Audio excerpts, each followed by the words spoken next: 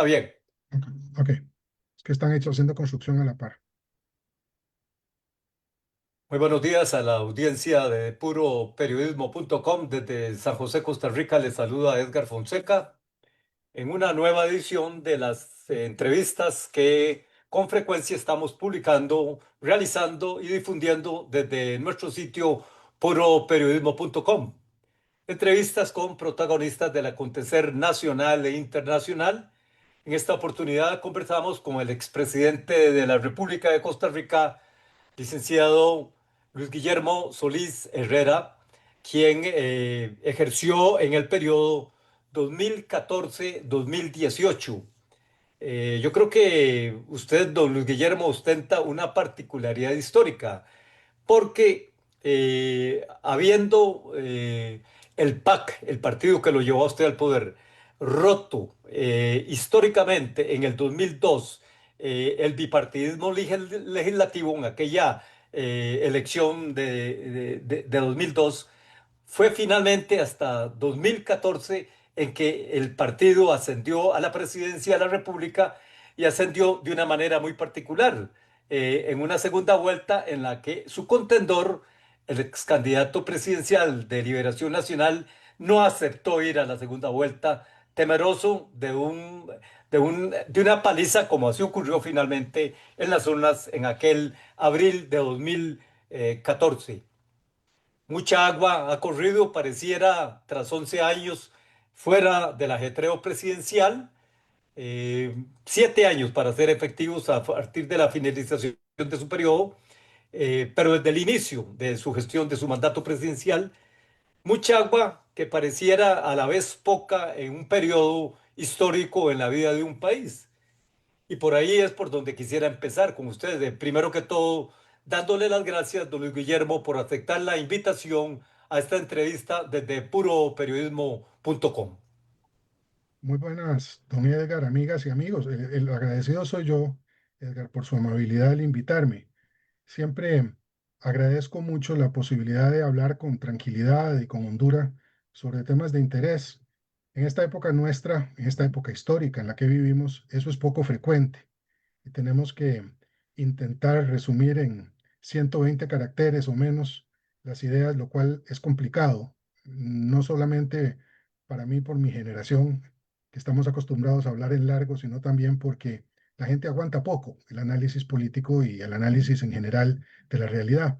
Así es que usted me da una oportunidad muy buena, su seriedad, su profesionalismo son bien conocidos y le agradezco mucho. Y efectivamente, usted tiene razón. Estamos desde hace ya, yo diría que un par de décadas, en un proceso de transición en Costa Rica que va desde la fundación, digamos, del Estado benefactor, que fue el que nos guió después del año 48 hasta más o menos finales de la década de los 80, a un momento ahora de gran cambio, un cambio acelerado que tiene que ver con muchos factores, tanto de orden político y económico como sociológico. Y en ese proceso, efectivamente, uno de los cambios más importantes fue el fin del bipartidismo y el inicio de una nueva etapa, llamaría yo, en la que estamos todavía y en la que no cuaja el modelo que sigue, sobre el cual hay poca claridad. Don Luis Guillermo, estamos conversando en los preámbulos, en las previas de una campaña electoral, la campaña electoral que se decidirá el próximo 1 de febrero en Costa Rica con la elección para el periodo 2026-2030. Sin embargo, quisiera empezar este intercambio con el expresidente de Costa Rica, don Luis Guillermo Solís Herrera,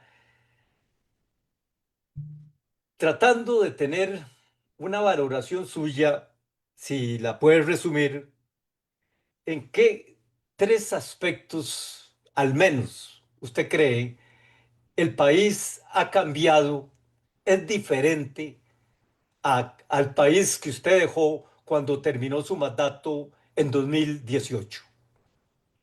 Con mucho gusto. Mire, uno que a mí me parece evidente es que cuando finalicé mi mandato el país estaba tranquilo. Es decir, había una suerte, no digo yo de complacencia, porque la crítica sobre las fallas del sistema político e institucional de Costa Rica ya son de vieja data, pero no había crispación. en el país. No había esta sensación de angustia, esta sensación de que estamos todas y todos peleados unos con los otros, el país dividido, una degradación de la convivencia nacional. Esa es una primera reflexión. Una segunda forma que veo en que cambió el país es porque ha aumentado mucho el crimen ordinario y el crimen organizado. Ya eso es un proceso que venía dándose gradualmente. Yo recuerdo que la presidenta Laura Chinchilla me entregó a mí el país con un índice de crimen violento de alrededor del 9 por 100.000. Yo se lo entregué al presidente Alvarado con 12 por 100.000 y ahora ya andamos por encima del 25 por 100.000. Y eso creo que marca una diferencia importante.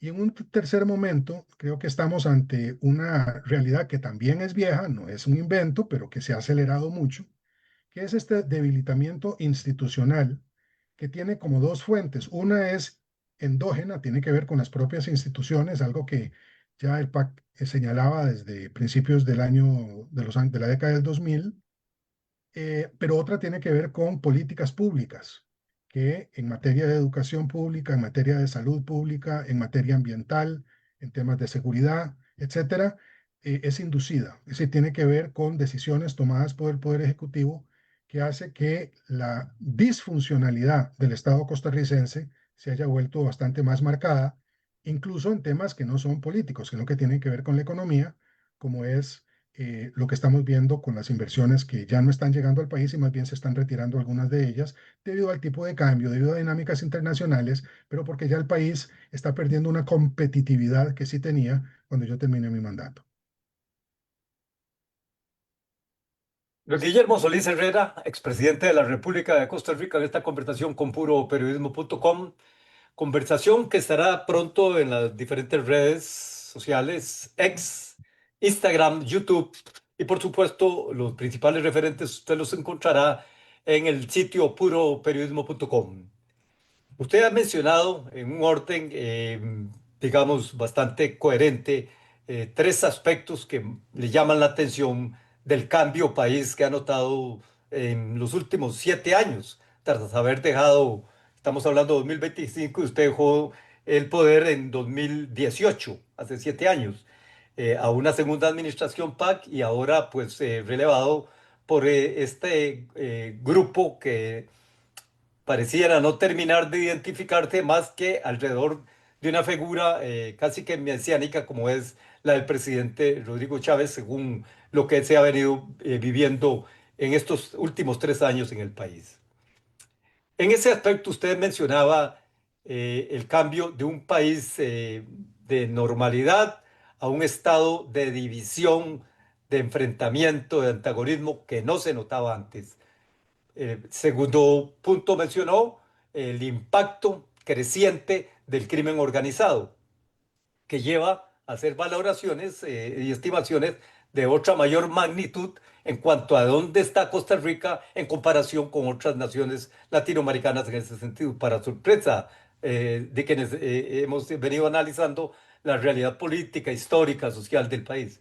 Y en tercero, el impacto en el ámbito económico, comercial, que ya se empieza a sentir en diferentes áreas. Las noticias más recientes, la salida parcial de multinacionales al encontrar mayor competitividad, mejor estatus de producción en naciones asiáticas como Vietnam, Malasia, entre otros puntos de referencia. Pero si yo le preguntara a usted, de cara al país, y estábamos hablando del país que usted vería en cuanto a cómo se diferenciaba del que usted dejó al que estamos viviendo ahora. Si yo le preguntara tres preocupaciones, al menos tres preocupaciones que usted tiene en estos momentos sobre el rumbo país bajo la presente administración, ¿cuáles serían? Bueno, hay varias y probablemente me quedo corto, igual que anteriormente podría haber tal vez señalado otros factores de cambio. Pero, por ejemplo, uno que a mí me preocupa mucho es que, si bien, como ya lo señalé, algunos de los problemas que tenemos hoy y que ha señalado el gobierno, el presidente de la República, etcétera, son de vieja data y merecen no solamente ser señalados, sino merecen ser denunciados. Nosotros necesitamos arreglar muchos temas de orden institucional, de orden financiero, ordenar la casa. Eso se ha venido diciendo ya desde hace mucho tiempo. No veo propuesta, don Edgar. No veo hacia dónde vamos con claridad. Ok, uno puede decir que sí, la caja del Seguro Social, yo creo que no estaba en crisis, ahora sí lo está, por acciones deliberadas de esta administración. Lo mismo se puede decir de la educación pública, esa es. Pero bueno, ¿hacia dónde nos están proponiendo caminar para resolver esos problemas? Yo no lo veo. Es una preocupación que tengo. No hay rumbo. O, para usar las palabras que utilizó la administración Chávez Robles al inicio de su gestión, no hay ruta. ¿Cuál es el camino? Cuál es el horizonte hacia el cual avanzamos? Porque una cosa es denunciar, lo cual es el inicio de la resolución de muchos problemas, pero otra cosa muy diferente es proponer, sustentando esa propuesta hacia cuál es el horizonte que nos enrumbamos. Y eso no lo veo claro.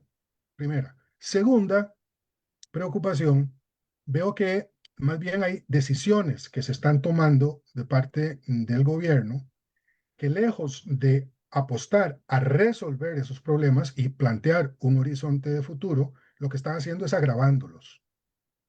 Menciono algunos ejemplos.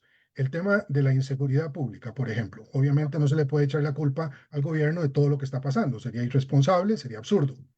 Pero cuando yo veo que cierran una estación de guardacostas, desfinancian al Ministerio de Seguridad Pública, cuesta mucho que le den financiamiento al organismo de investigación judicial, cierren la escuela o trasladan la Escuela Nacional de Guardacostas del mar a una piscina, no invierten en el mejoramiento del equipo que tenía la guardacostas y otros cuerpos de seguridad. Yo me pregunto, bueno, entonces, ¿cómo se pretende resolver el problema? Y están hablando de una cárcel que usted y yo sabemos, como sabe la mayor parte de la gente que estudia estos temas, que solo forma parte muy pequeña de la solución del problema de la inseguridad pública. Entonces yo veo que más bien hay confusión o falta de claridad, o en algunos casos, corresponsabilidad en la gestión de esos problemas. Ese es el segundo tema. Y el tercero es que cuando don Jorge Rovira más hablaba, Edgar, hace ya bastante tiempo, de que vivíamos en una sociedad mesocrática, es decir, una sociedad de clases medias diversas, tanto en la ciudad como en el campo, él se refería a una sociedad donde los desequilibrios entre los diferentes estamentos de esa sociedad eran relativamente pequeños. Yo lo que estoy viendo ahora es un empobrecimiento generalizado de los sectores medios, una falta de atención en servicios a los sectores de menores ingresos y un enriquecimiento brutal de los sectores más ricos del país. Y eso yo no creo que sea bueno. Es la experiencia que ha tenido América Latina, que ha generado mucha violencia y mucha falta de convivencia social en paz. Puroperiodismo.com, en entrevista con el expresidente de la República de Costa Rica, licenciado Luis Guillermo Solís Herrera, periodo 2014-2018, su análisis del momento país en las previas de la próxima campaña electoral que entrará en calor, se dice a partir y con las formalidades institucionales a partir de octubre, pero que ya de hecho está calentando lo que se dice popularmente motores con las inscripciones, los anuncios, las salidas de las distintas candidaturas. Una elección que se prevé bastante participada tanto a nivel presidencial como obviamente a nivel legislativo, que son los dos escenarios que se van a dirimir en este proceso electoral costarricense. Próximo domingo 1 de febrero estamos conversando a 6 meses de que se realice esa elección que se considera desde algún punto de vista crucial por los signos, por los símbolos, por los significados que pueda tener, por dónde se oriente la voluntad del electorado. Hemos hablado con el expresidente Solís Herrera, por un lado, de los cambios que nota en el país, por otro, de sus principales preocupaciones a estas alturas del rumbo país. No le ve rumbo y cuestiona los manejos por parte de la administración Chávez Robles a la conducción de políticas públicas del país con los estancamientos y retrocesos que se han notado. ¿A qué atribuye usted esta falta de logros evidentes en esta administración, al cabo ya de 3 años, prácticamente quedándole 9 meses para cerrar gestión?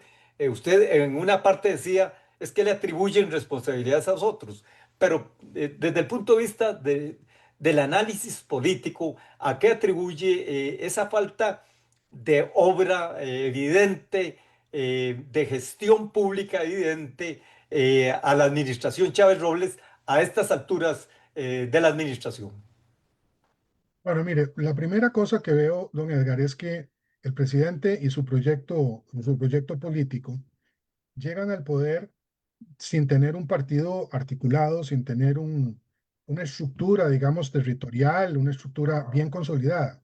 Esto puede parecer formal, pero no lo es tanto. Incluso alguna gente dice, pero el PAC empezó igual. No, no, el PAC no empezó igual. El PAC tuvo 3 periodos legislativos en los cuales se fogueó con equipos que, bien que mal, tenían una propuesta que fue presentada al electorado y que fue crecientemente aceptada hasta que llegamos a ganar las elecciones presidenciales.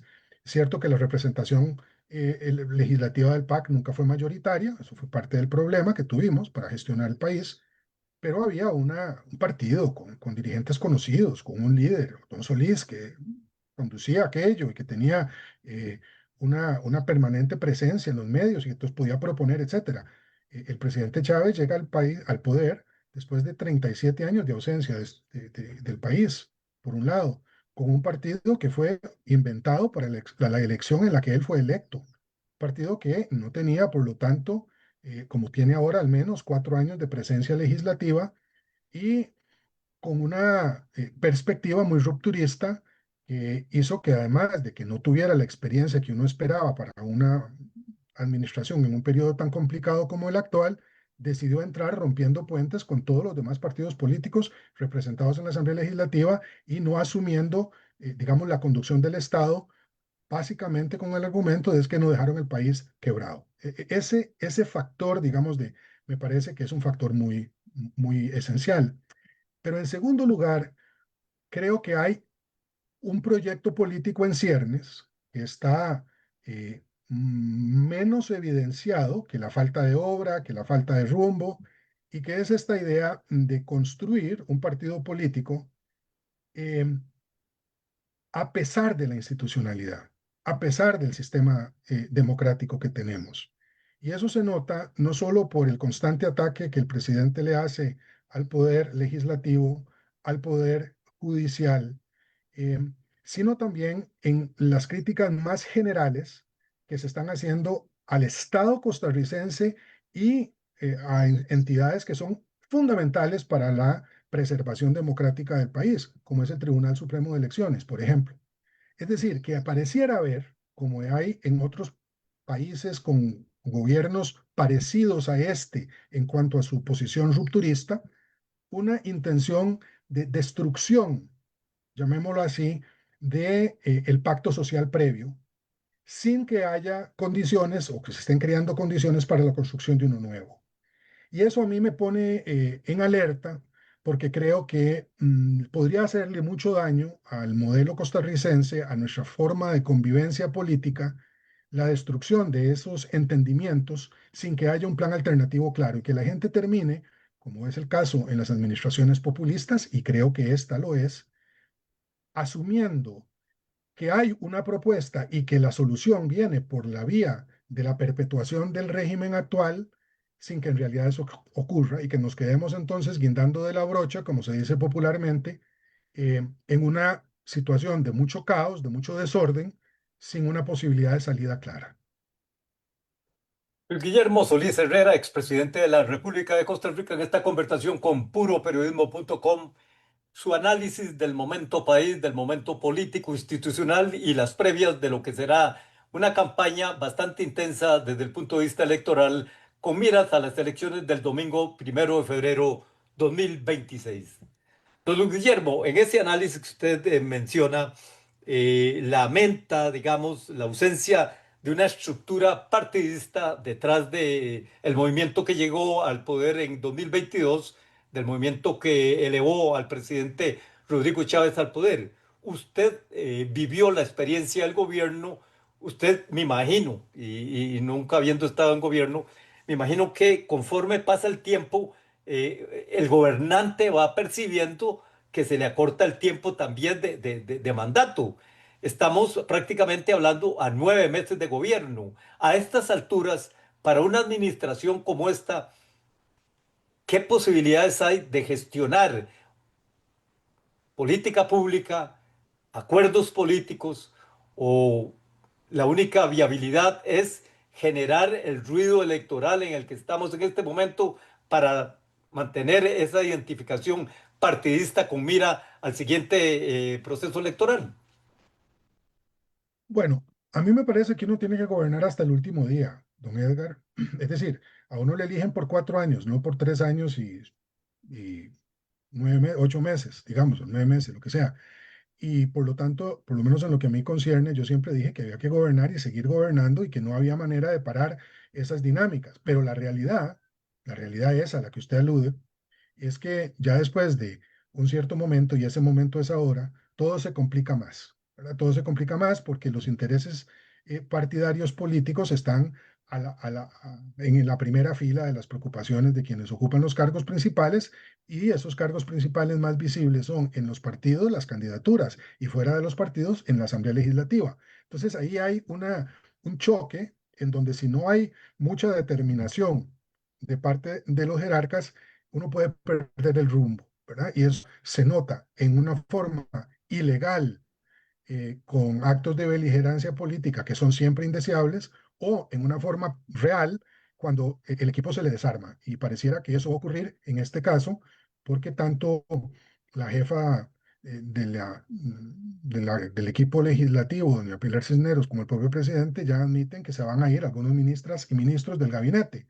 Entonces va a haber, además de los problemas de choque con los intereses partidarios, pues un recambio que a estas alturas va a dejar vacíos que no se van a poder resolver. De hecho, ya estaba pasando antes, por ejemplo, en un ministerio como el Ministerio de Educación, que es tan clave en la idea nacional de lo que debe ser nuestro país, en donde la ministra, después de 3 años de fallidos intentos de gestión, se va dejando a un ministro que trata de corregir el rumbo, pero no puede porque se le acabó el tiempo. Es decir, hay medidas, como usted bien lo señala, que requieren de negociaciones, requieren. Pero además de eso, hay poca voluntad de parte del Ejecutivo, tal ha sido el caso ya bien conocido, de hablar con la oposición, que sería otro mecanismo para agilizar la gestión pública, ¿verdad? Sino que lo que ha habido siempre es ruptura, siempre es enfrentamiento, siempre es conflicto.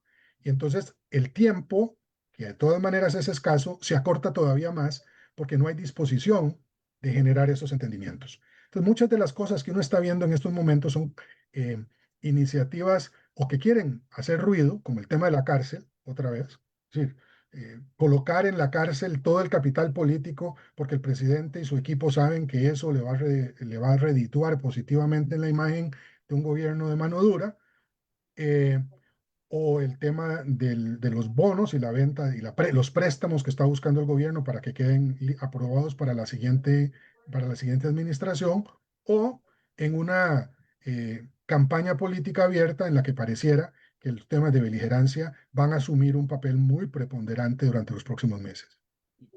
Le interpreto, don Luis Guillermo, que esto es como una apuesta desde la casa presidencial, una apuesta, entre comillas, a un vacío, a un río revuelto, a ver qué se pesca en ese ambiente, en este entorno, en las urnas el próximo 1 de febrero. Sí, sí, yo creo que sí, usted me interpreta bien. Es decir, usted se acuerda ese dicho popular que hay horas en el día en que todos los gatos son pardos, todos los gatos se parecen, rojos, azules, negros, porque la luz hace que todos parezcan cafés. Yo creo que estamos en eso, en río revuelto, ganancia de pescadores, en el caos, en el desorden, en la falta de propuesta, en la falta de obra, el generar confusión y discusión y acusaciones cruzadas y la imposibilidad de hablar las cosas con tranquilidad porque la gente no está dispuesta a hacerlo, etcétera, lo que hace es beneficiar a quienes no han hecho, a los que le han quedado cortos, a los que no tienen la claridad ni las ideas. Y me parece que eso siempre es un mal consejo para la ciudadanía, porque uno que ve las cosas desde la calle se da cuenta de que aquí hay objetivos políticos muy claros y, y echa de menos la claridad necesaria para que el debate electoral sea positivo, sea productivo y la gente sepa por lo que está votando. Vamos entonces a lo que es otro de los elementos de esta conversación con el expresidente de la República de Costa Rica, licenciado Luis Guillermo Solís Herrera.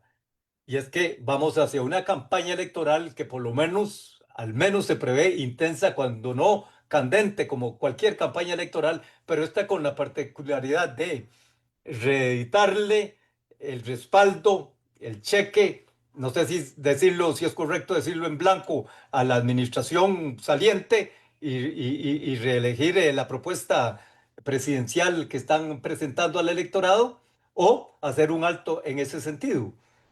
Don Luis Guillermo, de cara a los comicios en marcha y a la campaña que se viene, y sin que usted tenga la bola de cristal al frente para elucubrar al respecto, pero de su experiencia política, ¿por dónde ve usted que van a discurrir escenarios lógicos de resolución de este proceso electoral el próximo 1 de febrero? Al menos su valoración básica, prudencial al respecto. Bueno, primero, don Edgar, un disclaimer, como dicen los muchachos hoy. Yo creo que las bolas de cristal en Costa Rica, en la política costarricense, casi nunca han funcionado, pero ahora claramente ya no permiten vaticinios. La cosa está tan compleja, tan enredada, las posibilidades de que aparezcan nuevas patas al banco son tan grandes que uno no tiene idea. Y le voy a mencionar una. Dentro de un par de días se vence el plazo para que el presidente de la República renuncie o no renuncie al cargo y pueda postularse, como algunos sugieren, a una diputación. Imagínense si eso, si eso ocurriera, Edgar. ¿Qué clase de enredo se arma en el país? Porque nunca hemos tenido esa experiencia, ¿verdad? Entonces, esos son imponderables que pueden tener un efecto en un sentido o en otro, porque no sabemos qué efecto tendrían en las elecciones. Entonces, hago esa observación de entrada. Pero en segundo lugar, creo que aquí hay como dos grandes temas que me gustaría proponerle a nuestra audiencia y a quienes nos miran.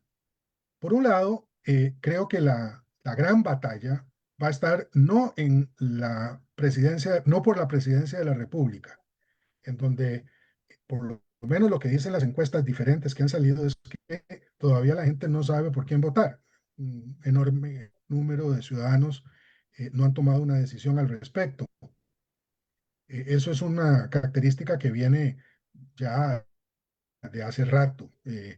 Los líderes políticos son más grandes que los partidos y el desencanto con todos los líderes políticos hace que haya altos niveles de indecisión hasta el último momento.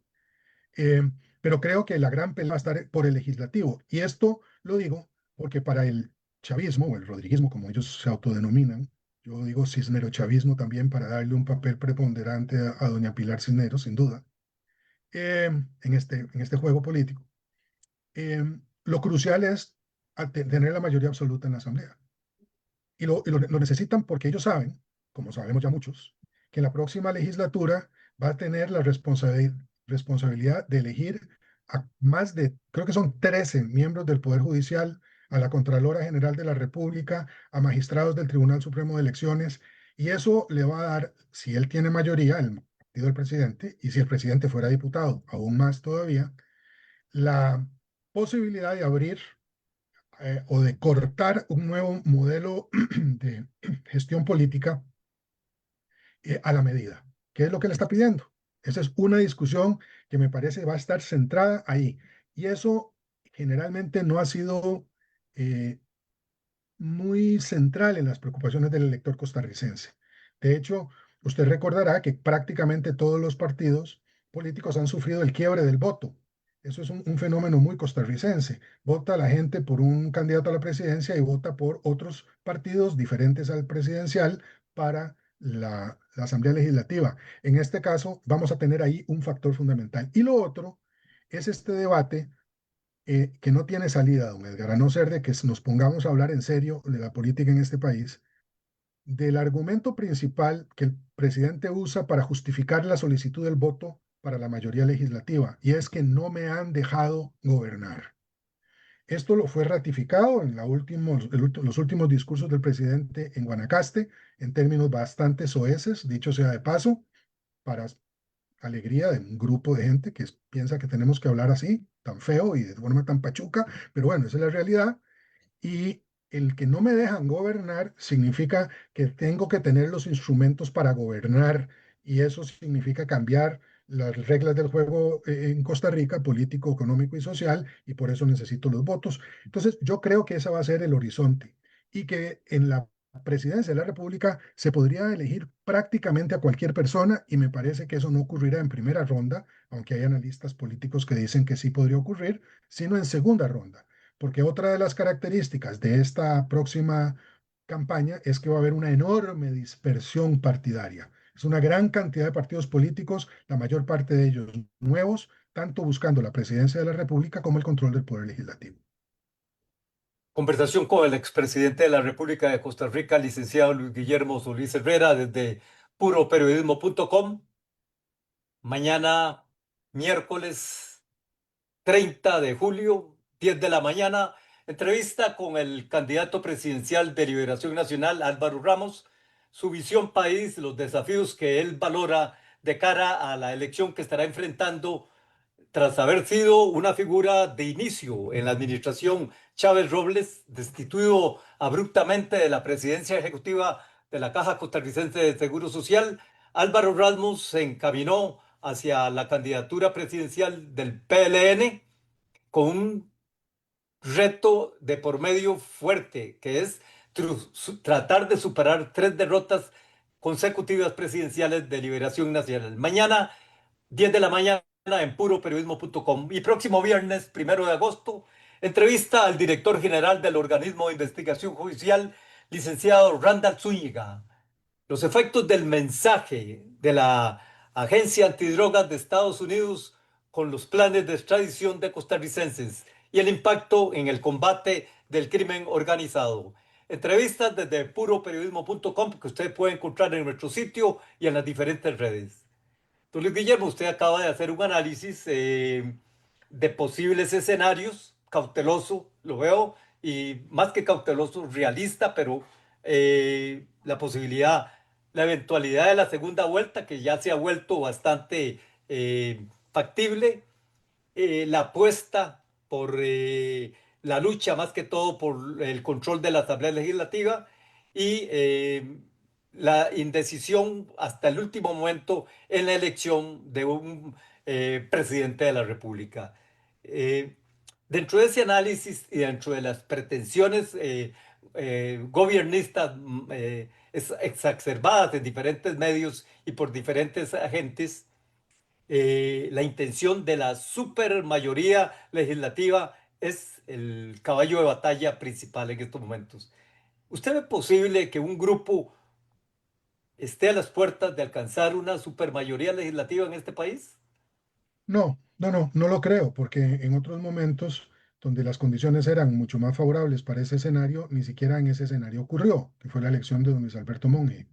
Pero sí creo que está dentro de lo posible que los partidos en plural cercanos a la coalición de gobierno y otros que dicen no serlo, pero que sabemos que al final podrían transar con el gobierno que se elija, si este gobierno es chavista o con los grupos chavistas dentro de la Asamblea Legislativa, llega muy cerca de esa supermayoría.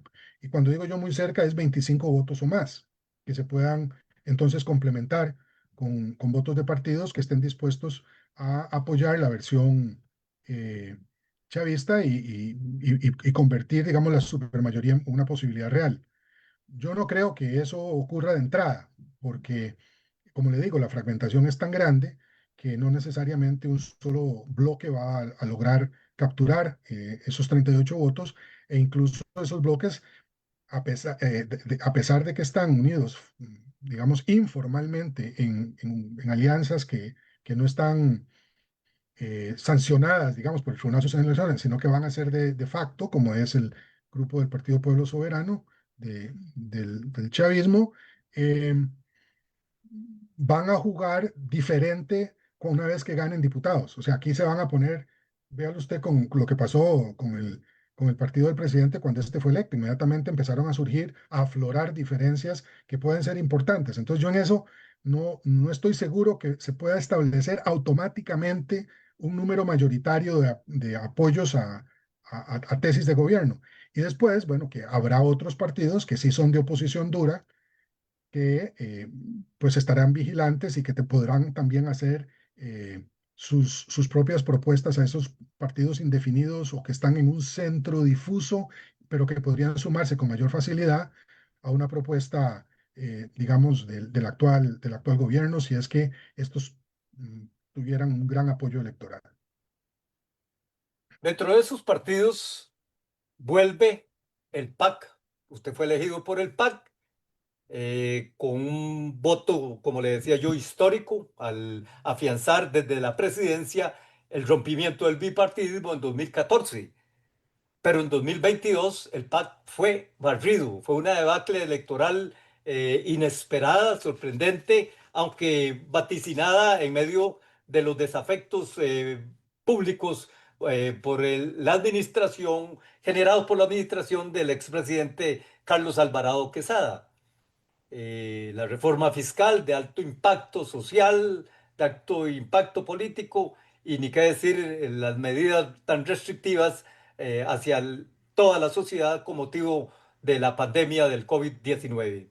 Pero el PAC vuelve y está en el escenario y es el partido que lo llevó a usted al poder ahora con la candidatura de la ex primera dama, doña Claudia Dobles. La pregunta es, ¿usted ven desde el PAC opciones objetivas, opciones realistas de retornar al protagonismo en la política electoral del país este 1 de febrero 2026?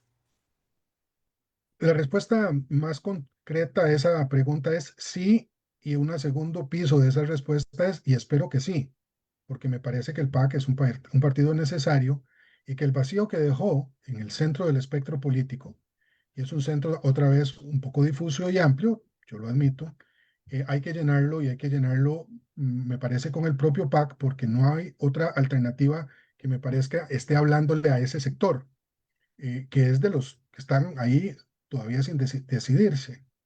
Yo creo que el PAC va a volver sin duda a la Asamblea Legislativa y creo que podría hacerlo con más de una diputada, que sería doña Claudia, porque creo que la doble postulación de doña Claudia dice bien de la posibilidad de elegir al menos un diputado por San José. Yo pensaría que podrían elegirse otras diputaciones, eh, pero no va a ser sencillo. No va a ser sencillo, entre otras razones, porque han perdido diputaciones las provincias en donde el PAC históricamente ha tenido un poco más de apoyo, que son las del Valle Central, y los han ganado provincias en donde el apoyo más bien lo tienen los grupos antagonistas al PAC de todo tipo, de los que formalmente son oposición al gobierno actual como quienes lo apoyan. Entonces, no va a ser sencillo, pero creo que tenemos una candidatura sólida, que doña Claudia está haciendo una propuesta seria y que hemos hecho el trabajo con mucho respeto y con mucha humildad de volver después de pasar por un proceso difícil, de pasar por el desierto del año 22, eh, pagando las deudas del partido por los juicios en los que fuimos condenados, dando explicaciones en el tercer congreso del partido sobre lo actuado, haciendo la autocrítica respectiva, haciendo una propuesta que está disponible para que el público la vea y haciendo la renovación de estructuras que culminó exitosamente hace una semana con la formación además de una primera alianza, digamos, de partidos progresistas, eh, desafortunadamente solo de dos, pero que podrían aumentar en el futuro. Entonces, pienso que en esas condiciones es probable que tengamos una nueva posibilidad. Se me pregunta a veces, bueno, ¿y eso significa la presidencia de la República? Y yo otra vez, don Edgar, le digo, yo no lo sé, porque casi cualquiera puede ser electo a la presidencia de la República en estos momentos, porque los números están más o menos donde todas las candidaturas tienen más o menos el mismo tamaño y porque además la fotografía, que son las encuestas, está cambiando todos los días. Entonces, yo no lo sé, pero creo que incluso nuestra candidatura, precisamente por las condiciones de doña Claudia, por la claridad con la que está hablando, por la forma como está abordando el tema con mucha seriedad, podría estar ahí también, cosa que me alegra mucho. Conversación con el expresidente de la República de Costa Rica, el licenciado Luis Guillermo Solís Herrera, desde puroperiodismo.com. Los principales referentes de esta conversación estarán pronto en nuestro sitio puroperiodismo.com, por supuesto en la red X, en nuestro canal de YouTube, en Instagram y está en estos momentos en vivo en la red Zoom Facebook Live.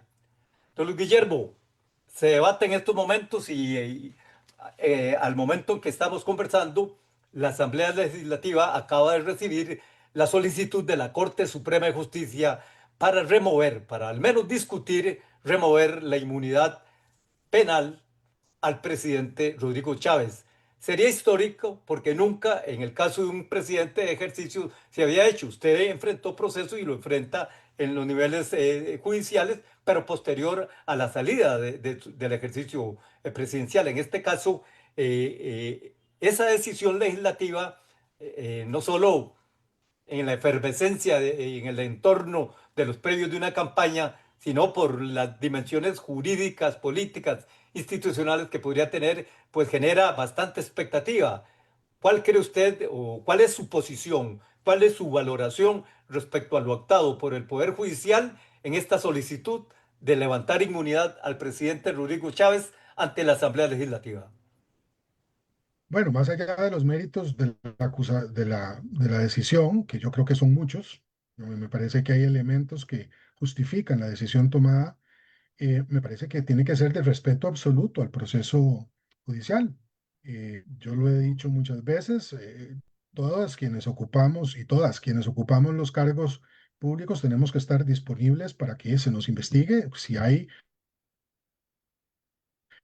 eh, dudas sobre lo actuado, y hay que respetar ese proceso, ¿verdad? Ponernos a ver a que se cumplan los pedimientos dispuestos por la ley para que se atiendan las acusaciones contra funcionarios públicos.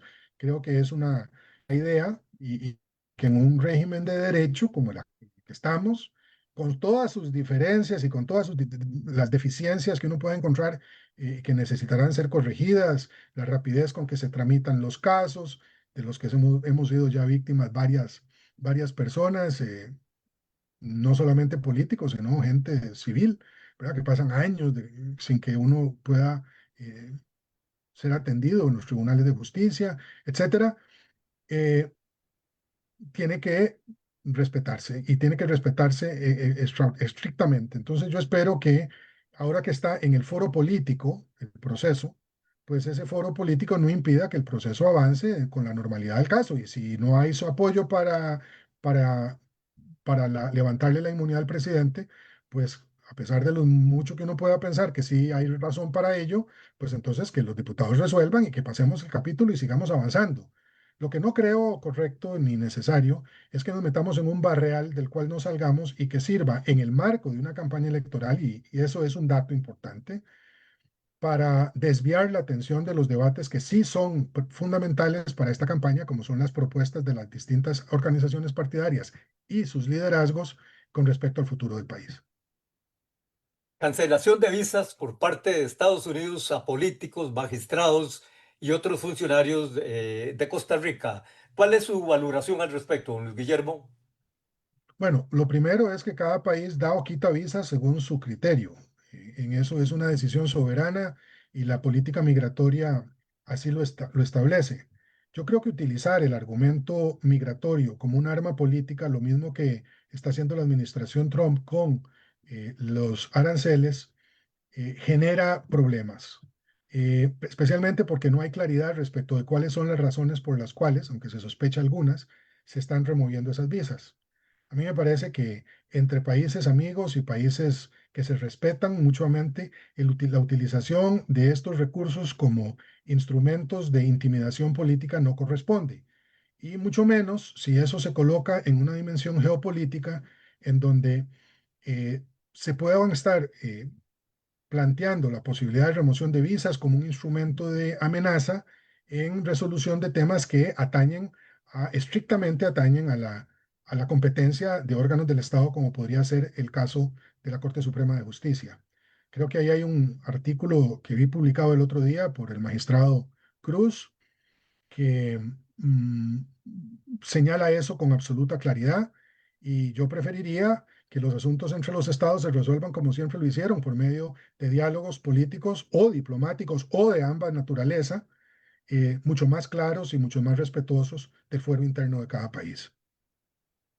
La gestión de extradición que anunció hace un mes Estados Unidos contra el exministro, el exmagistrado Celso Gamboa, ¿lo tomó por sorpresa?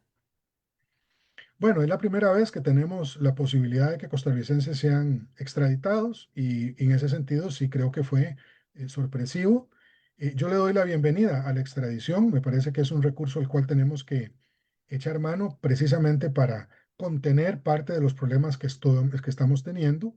Y en este caso, si hay una sustentación, como pareciera haberla, de actos de ilícitos vinculados al narcotráfico, que han sido cometidos por el ex magistrado y ex ministro don Celso Gamboa, pues tienen que ser analizados y procede, por lo tanto, la extradición de él y quienes en el futuro, bueno, él, los otros tres personas que están siendo solicitadas para extradición y todos quienes en el futuro tengan vinculaciones eh, eh, con crímenes organizados como el narcotráfico particularmente. Le repito la pregunta, ¿lo tomó por sorpresa esta gestión contra alguien que fue ministro titular de la cartera de seguridad al asumir su administración? Bueno, mire, no me tomó por sorpresa en el tanto había una serie de acusaciones y de indicios, etcétera, de que don Celso Gamboa estaba vinculado con actividades ilícitas. O sea, en eso, lo que pasa es que el recurso como de la extradición misma no se había aplicado. Si es que se lo aplicaran a él, me puso tanta sorpresa como puede pre- producir una de estas la primera vez, una de estas medidas que se aplica por primera vez, pero ya había muchos rumores y que yo, por supuesto, lo he dicho ya y lo repito ahora, no tuve que atender en mi gestión porque no existían. Yo nunca recibí ni conocí de actividades como de las que se le acusan a don Celso hoy durante el tiempo, los 9 meses que él fue ministro en mi administración. ¿Cómo entender que una persona con los referentes, los precedentes, la acusación latente en los tribunales de Estados Unidos pueda llegar a máximos cargos públicos, como ocurrió en el caso del ex magistrado Gamboa, siendo ministro de Seguridad, siendo magistrado de la Sala Tercera Penal? Bueno, es que los cargos no existían hasta donde yo entiendo en ese momento, cuando fue magistrado o cuando fue ministro, cuando fue director de la DIS en la administración Chinchilla Miranda. O sea, esto es, según entiendo yo, por lo que ha trascendido a la prensa de la acusación, algo de lo cual se le vincula formalmente a partir del año como 23, una cosa así. Eso no quiere decir que antes no estuviera vinculado, pero como le digo, al menos en lo que a mí concierne y de lo que puedo dar cuenta personalmente porque me consta, es que cuando él fue nombrado ministro, no había contra don Celso ninguna acusación de este tipo, ni tampoco se me hicieron advertencias ni de agencias locales de investigación, ni de mi propio equipo que investigaba a los ministros que serían invitados a formar parte del gabinete, ni de organismos internacionales sobre acciones que don Celso tuviera en ese momento. Yo no las conocí, no las tuve, así es que no sé en qué momento ocurrió, digamos, es el inicio de esa faceta de la vida de don Celso. Hay un mensaje de por medio por parte de Estados Unidos hacia la institucionalidad de Costa Rica con esta gestión de extradición. No lo creo, porque esto es un procedimiento que existe desde hace ya muchos años con muchos países. Lo es con respecto a Costa Rica, en el sentido de que nosotros no teníamos que enfrentar este tipo de acciones judiciales, porque no teníamos tampoco una ley que lo facilitara. Eh, y yo lo que creo es que los Estados Unidos están aplicándole a Costa Rica lo mismo que le están aplicando a otros países con ese mismo recurso, el de la extradición. Ahí me parece que no hay un mensaje. Sí creo que hay un mensaje, a diferencia de lo primero, en el uso de la remoción de visas o en el uso eventualmente, de aranceles como un instrumento de presión. Pero la extradición no lo creo. pero hay un impacto, ¿usted cree que se puede dar ese impacto en las estrategias de control de la seguridad del país, de control del crimen organizado, del combate de los grupos de los carteles internacionales de las drogas? Ah, eso sí, sin duda. Y ojalá que los asuste, ¿verdad? Yo me acuerdo de aquella frase terrible que usaban los narcotraficantes en Colombia en los años 80, que donde decían que era mejor una tumba en Colombia que una cárcel en los Estados Unidos. Yo no sé si usted recuerda esa cita. Yo creo que les intimida mucho el pasar a convertirse en privados de libertad en cárceles de los Estados Unidos, pero yo espero que sí, que haya un efecto de que por lo menos se anden con pies de plomo, aunque debo decirle que el negocio del narcotráfico es tan inmenso como lo es el del tráfico de armas o el tráfico y trata de personas, que no será suficiente para disuadir las acciones del crimen organizado el tener una ley de extradición, pero sí puede tener algún efecto y ojalá que sea un efecto para bien. Un caso como este evidencia que Costa Rica, como algunos lo califican, está en las cercanías o es un narcoestado. No, yo no llevaría esto hasta ese punto, don Edgar. Yo creo que estamos gravemente afectados por el crimen organizado, eh, pero sigo teniendo una gran confianza en las instituciones que tienen que atender estos problemas. Esto no quiere decir que no haya contaminación, esto no quiere decir que no haya personas en el Estado costarricense como se pareciera eh, notar en la acusación de extradición que se ha hecho a don Celso y a las demás personas, es decir, que puede tener colaboradores en el Estado y tal, pero un tema estructural del Estado costarricense en su conjunto, metido en una acción de connivencia con el crimen organizado, con penetración absoluta del crimen organizado hasta los últimos niveles de la toma de decisiones del Estado, como ha ocurrido en otros países. El caso más grave de todos, por supuesto, es Haití. Eso yo no creo que esté ocurriendo, pero sí creo que estamos en un momento muy decisivo en donde todavía tenemos posibilidad de evitar que aquí se presenten ciertos procesos que en otros lugares han llevado a la destrucción de la democracia y a la, al convertirse al Estado en un viabilizador del crimen organizado, que a Costa Rica no, tenemos que protegerla para que no ocurra, sin duda. Pero Guillermo, muchas gracias. Muchas gracias a usted y un gran saludo a todos quienes han participado con nosotros de esta conversación. Mire, si algún punto, alguna reflexión final usted quisiera compartir con la audiencia en estos momentos de expectativa política, de expectativa electoral, de inquietud sobre el futuro inmediato y de más mediano y largo plazo sobre la institucionalidad democrática de Costa Rica, pues adelante. Y si no, pues cerramos acá. Muchas gracias. No, yo quisiera, sí, Edgar, mandar un mensaje a nuestros compatriotas, eh, pidiéndoles que en esta campaña tengamos una gran madurez y una gran serenidad. Creo que Costa Rica se merece una campaña electoral constructiva, edificante, en donde se discutan soluciones a los grandes problemas que tenemos. Lo peor que puede ocurrir a nuestro país en estos próximos meses es que nos desangremos en una campaña dominada por ataques personales, en donde se escondan las soluciones a los grandes problemas porque algunos podrían no tenerlas. Creo que lo que conviene al país es que se pongan sobre la mesa las diferentes posibilidades para resolver problemas como los que sabemos existen prácticamente en toda la agenda nacional y que ya he mencionado aquí. Educación, salud pública, ambiente, mejora de los servicios institucionales, programas sociales, etcétera. Yo siento que eh, existen condiciones para que nuestras candidatas y candidatos a la presidencia de la República y quienes pretendan ir a la Asamblea Legislativa puedan hacer ese trabajo si el pueblo se lo pide. Si nosotros no se los exigimos y nos damos por satisfechos con una campaña de gritería, de pachuquismo, de de mala voluntad, una política de saña y cizaña, mentiras y medias verdades, eso nos va a llevar a una muy mala posición frente a los próximos 4 años y yo creo que la democracia costarricense tiene que salir fortalecida de este proceso. Nos estamos jugando algo más que un simple, eh, que un simple recambio de administración y en ese sentido, ojalá que tengamos la lucidez, la responsabilidad, la mirada larga para evitar caer en ataques que no resuelven problemas en sí mismos.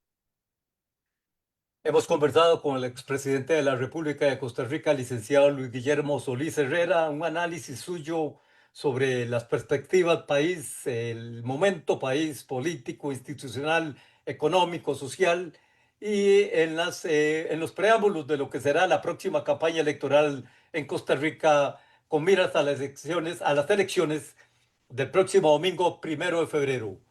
Esta conversación tendrá sus principales referentes en nuestro sitio puroperiodismo.com. De inmediato estará en la red X, en Instagram, en YouTube y por supuesto ha estado en vivo en la red Zoom Facebook Live.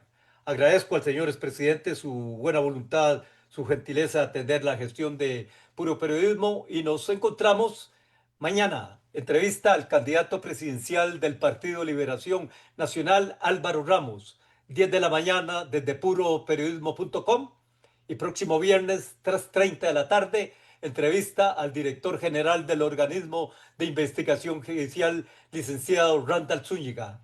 Estas conversaciones son periódicas desde nuestro sitio puroperiodismo.com. Les saludo Edgar Fonseca, editor. Nos encontramos en una próxima oportunidad. Muchas gracias.